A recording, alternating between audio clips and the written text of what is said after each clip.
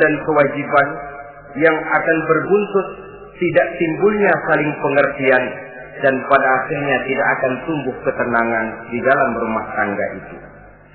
Bukankah kewajiban akan saling memberikan pengertian, pengertian membawa ketenangan, dan ketenangan adalah tangga utama untuk mencapai rumah tangga bahagia. Oleh karena itu, kita mulai saja dengan kewajiban sebagai seorang suami di dalam memimpin rumah tangga bahagia ini. Yang pertama, kewajiban seorang suami ialah mempergauli istrinya dengan baik. Setiap suami, manakala selesai dia mengucapkan ijab dan qabul di hadapan tuan pengulu atau tuan qadhi, maka ia pun mengucapkan sighat tahlil yang berisi perjanjian dari seorang suami bahwa ia akan mempergauli istrinya dengan baik, muasyarah bil ma'ruf menurut tuntunan syariat agama Islam. Walaupun janji itu pada zahirnya diucapkan di hadapan tuan pengulu, namun pada hakikatnya itu merupakan janji seorang muslim kepada Allah Subhanahu wa taala. Ini tidak lain karena nikah dalam pandangan Islam merupakan sesuatu yang sakral, merupakan sesuatu yang suci dan bagian daripada ibadah kepada Allah Subhanahu wa taala. Dalam surah An-Nisa ayat 19, Allah Subhanahu wa taala memberikan bimbingan. Ya ayyuhalladzina amanu la yahillu lakum an tarisun nisaa karha. Hai orang-orang yang beriman, tidak dibolehkan bagi kamu mengambil perempuan secara paksa. Dengan kata lain, pernikahan harus dilaksanakan atas dasar suka sama suka. Tidak ada pihak yang terpaksa dan tidak ada pula pihak yang dipaksa. Kita hidup tidak lagi di satu zaman seperti zamannya Siti Nurbaya. Walaupun barangkali cinta memang bisa timbul setelah pernikahan, tetapi akan lebih baik kalau sebelumnya telah diawali dengan saling kenal mengenal, saling memahami latar belakang masing-masing untuk memudahkan timbulnya saling pengertian. وَلَا تَعْدِلُوهُنَّ لِتَذْهَبُوا بِبَعْضِ مَا آتَيْتُمُوهُنَّ إِلَّا أَنْ يَأْتِينَ بِفَاحِشَةٍ مُبَيِّنَةٍ. Dan jangan kamu mempersulit mereka karena ingin mengambil kembali sebagian dari apa yang telah engkau berikan kepada mereka, kecuali apabila mereka telah nyata-nyata melakukan perbuatan-perbuatan yang keji. وَآشِرُوهُنَّ بِالْمَعْرُوفِ. Dan pergaulilah istri-istrimu itu dengan baik. Fa in karihtumuhunna, kalau kamu merasa tidak suka kepadanya, bersabarlah. Fa asa an takrahu syai'an wa yaj'alallahu fihi khairan katsira. Karena boleh jadi kamu tidak menyukai sesuatu, padahal Allah menjadikan di dalam sesuatu yang kamu tidak sukai itu kebaikan yang banyak bagimu. Ini merupakan tuntunan umum betapa seorang suami harus mempergauli istrinya dengan baik, muasyarah bil ma'ruf menurut tuntunan syariat agama Islam. Karena bagaimanapun hak milik seorang suami terhadap istrinya adalah milkul manfaat, milik untuk mengambil manfaat, bukan milkul mutlak seperti seorang memelihara budak umpamanya, yang bisa dihitam putihkan, bisa dijungkir balikan, bisa diperlakukan sekehendaknya. Itu bertentangan dengan tuntunan agama kita. Adalah kewajiban seorang suami mempergauli istrinya dengan baik. Kemudian yang kedua, seorang suami harus menaruh perhatian, menjaga kehormatan, dan bila perlu turut membantu dan menolong pekerjaan istrinya. Menaruh perhatian sampai kepada hal-hal yang kecil sehingga si istri merasa bahwa dia mendapat perhatian. Ada dia mengadu, ada tempat dia melarikan persoalan, ada tempat dia bercerita. Sejak dari tingkah laku, berpakaian, berperhiasan, make up dan lain sebagainya. Karena tanpa ada perhatian dari seorang suami, biasanya istri akan menjadi malas, baik untuk bersolek baik untuk membina dan mengatur rumah tangga dan lain sebagainya. Apalagi tidak berat lidah untuk memuji perbuatan baik yang dilakukan istrinya dan tidak mencela secara langsung perbuatan-perbuatan salah yang dilakukan oleh istrinya. Dia bisa menegur secara bijaksana dan dewasa. Saudara-saudara kaum muslimin, seorang sahabat bernama Salman Al-Farisi mempunyai adik perempuan yang kawin dengan Abi Dzar Al-Ghifari. Satu hari Salman datang menengoki adik perempuan ini di rumahnya. Dilihatnya adiknya, rambutnya acak-acakan, pakaiannya kumuh, pendeknya nggak enak dilihat. Salman memberikan nasihat, kau bersoleklah sedikit supaya suamimu betah di rumah. Kata istrinya, untuk siapa saya bersolek? Ya tentu untuk siapa lagi kalau bukan untuk suamimu. Kata adiknya, percuma saja, suami saya jarang di rumah. Kemana? Di masjid terus. Salman mengadukan hal ini kepada baginda Rasul. Lalu baginda Rasul mengatakan, inna likulli syai'in haqqun. Segala sesuatu ada haknya. Allah ada haknya untuk disembah, istri pun mempunyai hak untuk dipenuhi. Melalaikan salah satu hak berarti melakukan kezaliman. Di sini kita melihat fungsi karena kurangnya perhatian Abi Dzar Al-Ghifari terhadap istrinya akan mengakibatkan kemalasan si istri untuk mendandani dirinya sendiri. Dengan mendapat perhatian, apalagi tidak berat lidah, maka kegairahan dalam kehidupan berumah tangga rasa-rasanya akan sangat mudah terwujud. Kalau suaminya bersolek, kalau istrinya bersolek, kata suaminya, kau memang pandai milih warna. Walaupun barangkali warnanya norak betul.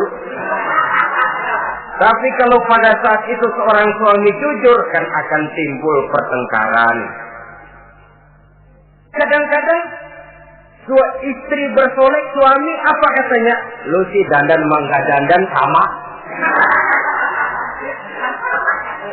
Ini kan sudah tidak menghargai, tidak menaruh perhatian. Udah dah, dandan gak dandan sama, gue kenyang melihatnya.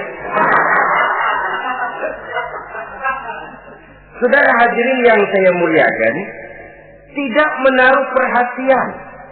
Sehingga si istri merasa tidak diperhatikan. Nah kalau sudah tidak diperhatikan, lihat saja. Jangankan dalam contoh seperti berumah tangga, apa saja. Seorang anak kalau sudah tidak merasa diperhatikan oleh orang tuanya, dia akan sewenang-wenang. Begitu juga seorang pegawai kalau sudah tidak merasa diperhatikan oleh atasannya, semaunya kerja.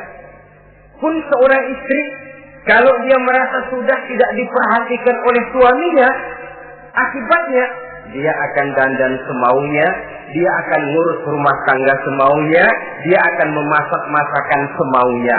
Nah kalau sudah semaunya begini, alamat tidak akan ada keharmonisan di dalam kehidupan rumah tangga itu sendiri. Suami yang baik sangat menaruh perhatian kepada istrinya, dari hal yang kecil sampai pun kepada yang sebesar-besarnya. Tapi tidak berarti nyeleneh. Apa itu nyeleneh? Menaruh perhatian bukan selalu mau ingin tahu. Jangan lantas suaminya yang beliin bedak, suaminya yang beliin. Itu nyeleneh namanya. Overacting. Terlalu berlebih-lebihan sampai kepada sesuatu yang tidak pada tempatnya. Di samping menaruh perhatian juga menjaga kehormatan. Dan bila ada waktu, dia turut membantu, menolong pekerjaan daripada istrinya. Bukankah seorang perempuan mau melakukan nikah dengan seorang laki-laki karena dia mendambakan hidup yang bahagia? Terus terang saja kan kadang-kadang istri kita ini lebih banyak borongan. Yang saya maksud borongan artinya ya sebagai istri ya dia, ya nyuci ya dia, ya masak ya dia, ya membersihkan rumah tangga ya dia. Istri borongan. Baiklah kalau barangkali memang kondisi ekonomi kita belum menunjang ke arah sana. Walaupun istri berkewajiban untuk taat kepada suami, tetapi adalah wajar suami pun tenggang rasa dan timbang-timbang.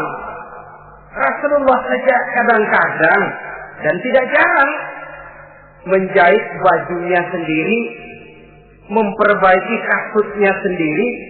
Artinya pada waktu yang terluang dan memang bisa dilakukan, jangan mengandalkan kepada istri. Dengan demikian istri merasa bahwa resiko membina rumah tangga adalah merupakan resiko bersama.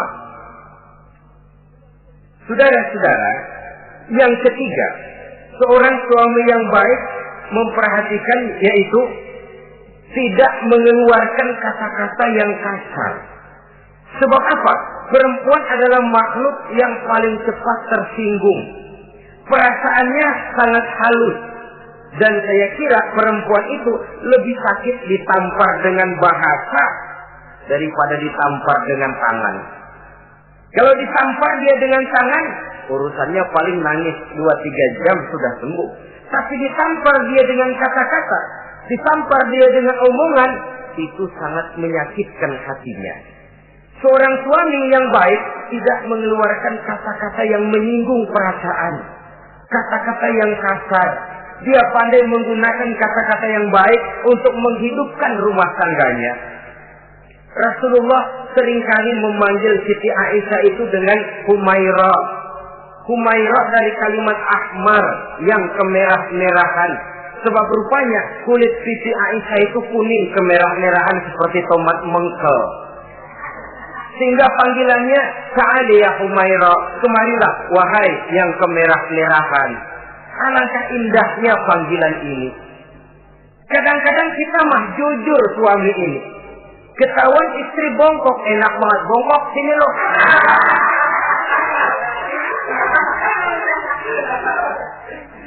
Jujur tapi nyakitin. Saudara-saudara, kadang-kadang inilah ya, bahasa perbuatan sangat besar pengaruhnya dalam menciptakan keharmonisan di rumah tangga. Pacaran mah manggilnya yang, mau kemana yang? Udah endah aja udah. Begitu berumah tangga masih indah kakanda. Punya anak satu, bapaknya anak-anak. Punya anak 2, bapak lo. Sudah 3 anaknya, bapak hilang eluh manggilnya. Panggilan ini mengalami pergeseran. Nah begitu juga suami. Ketika pacaran bukan main. Ketika baru melakukan akad nikah sedang honeymoon bulan madu, asik betul. Kemana-mana selalu bersama. Kondangan selalu bersama, resepsi pergi bersama. Jalan bergandengan tangan, istri sedikit terpeleset, khawatir bukan main, hati-hati yang.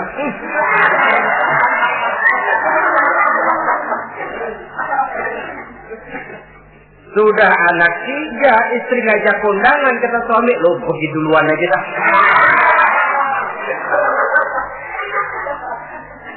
Pulang kondangan, istri laporan, bang saya terpeleset, emang lo mau mampus?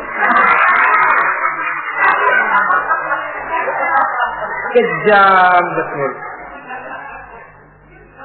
Hilang panggilan yang tadinya begitu mesra. Saudara hadirin yang saya muliakan, ini kata-kata kelihatannya kecil, sederhana, tapi sangat besar pengaruhnya dalam menciptakan rumah tangga yang bahagia ini. Oleh karena itu, soal isi hati kita itu urusan gaib yang tahu cuma Allah. Orang lebih dahulu lihat penampilan, dan dari penampilan ini yang dinilai adalah kata-kata kita.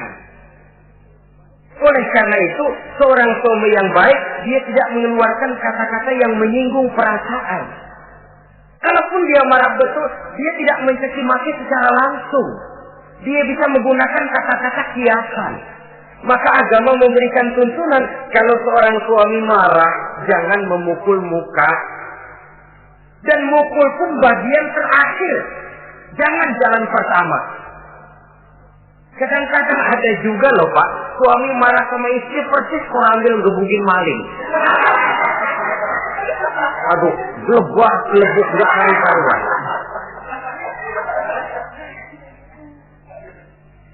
Jangan, kata agama, kalau kau memang ya melihat tingkah laku istrimu yang tidak enak, tegur dengan kata-kata lemah lembut.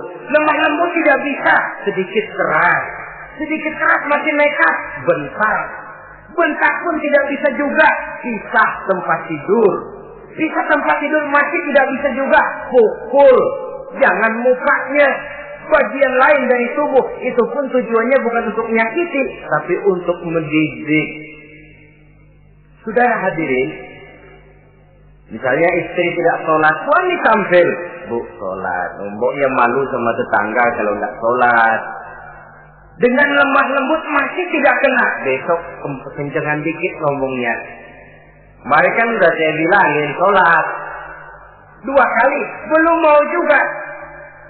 Oh sholat kan nih? Mulai naik tensi omongan. Masih nekat. Begini saja. Saya dari salam sampai bentak sudah. Sekarang kamu nggak mau juga sholat, saya mulai nggak enak pikiran. Mulai ntar malam kamu tidur kamar depan, saya kamar belakang.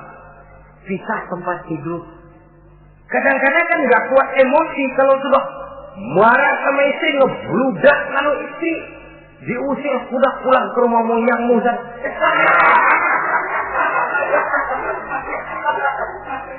Kata agama jangan, kita tempat tidur saja. Sudah, kamu tidur kamar depan, saya kamar belakang. Bisa tempat tidur. Kenapa? Nanti malam kalau hujan turun, pikiran berubah, berasa perlu, tinggal pindah kamar. Secara psikologis, saudara-saudara. Jadi melalui processing. Oleh sebab itu, kata-kata sangat besar pengaruhnya di dalam membina kehidupan berumah tangga. Seorang suami yang baik tidak mengeluarkan kata-kata yang bisa menyinggung istrinya. Sebaliknya, istri pun demikian. Tidak mengeluarkan kata-kata yang bisa menyinggung perasaan suaminya. Sebab lebih dosa besar kata-kata suami istri yang menyinggung suaminya. Walaupun sama dosanya ya.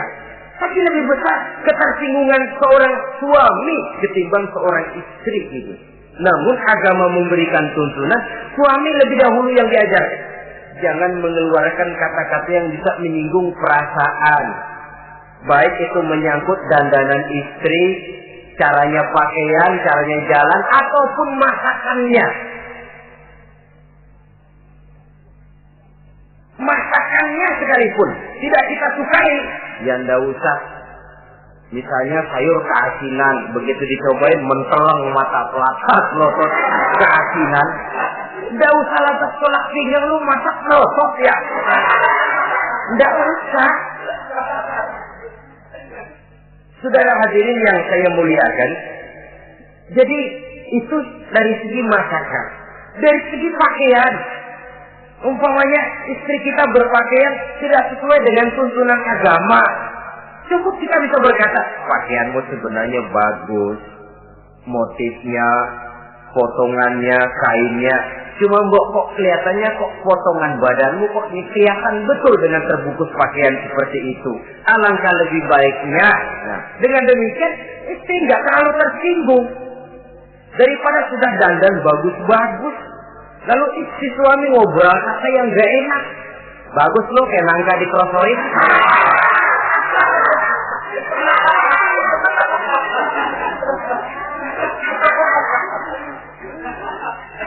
Allahu Akbar. Istri tentu saja tersinggung. Atau dia pakai budak berlebihan. Ya tentu dia pun begitu karena ingin ada kebanggaan. Suami jalan dengan dia merasa bangga. Tapi over. Budaknya berlebihan, lipstiknya berlebihan. Suami usil, begitu mau berangkat kondangan, istrinya keluar nanya, mau main topeng monyet di mana?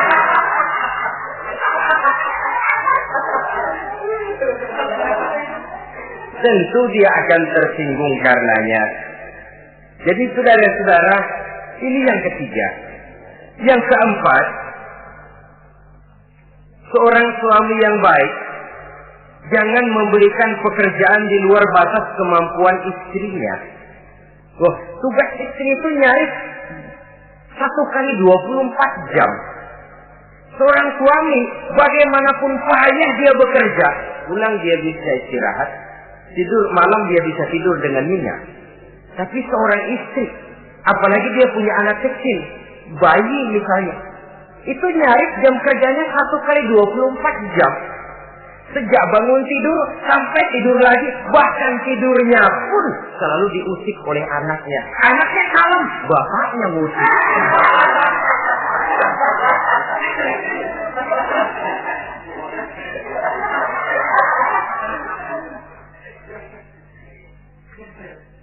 Jadi jangan memberikan pekerjaan di luar batas kemampuan.